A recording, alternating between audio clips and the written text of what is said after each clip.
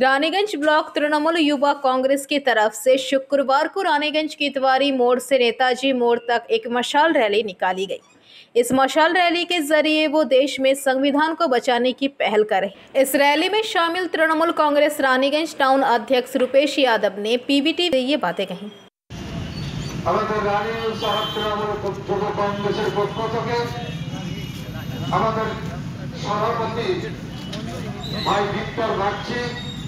তার নেতৃত্বে আজকে এখানে উপস্থিত নেই, কারণ তার ব্যক্তিগত কারণে হসপিটাল তাকে যেতে হয়েছে। কিন্তু উনি যেভাবে রানীগঞ্জ শহর তৃণমূল কংগ্রেসকে সংগঠিত করেছেন, ওনার অনুপস্থিতিতেও কিন্তু তৃণমূল কংগ্রেস ঠিক সেইরকম ভাবে মশাল মিছিল তৈরি করেছে। মশাল মিছিল আমাদের হয়েছে। আজকে এই মশাল মিছিল করার উদ্দেশ্য, একমাত্র উদ্দেশ্য, যেই রকম ভাবে আজকে ভারতীয় জনতা পার্টি আমাদের সংবিধানে বিজেপি সরকার, কেন্দ্রীয় সরকার সংবিধানকে রক্ষা না করে সংবিধানের বিরুদ্ধে কাজ করে চলেছে।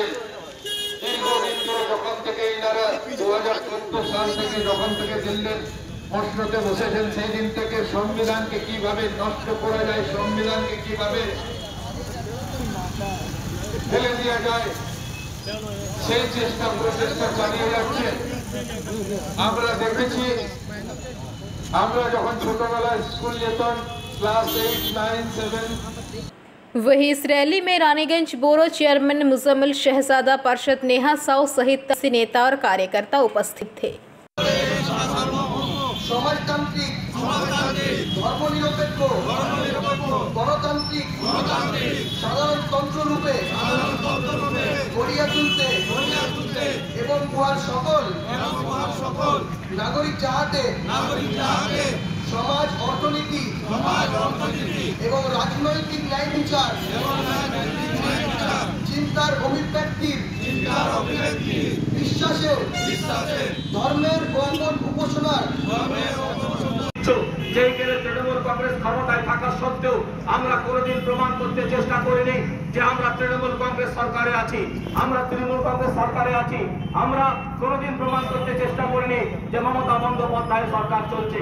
কিন্তু ভারতবর্ষের দুর্ভাগ্য, ভারতবর্ষের এটা সবচেয়ে কলঙ্কময় দিন 2014 থেকে, যখন থেকে ভারতীয় জনতা পার্টি সরকার গঠন করেছে কেন্দ্রে।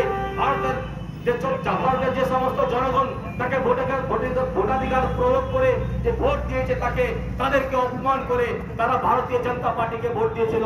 কিন্তু আজকে रानीगंज की रिपोर्ट पीवीटी।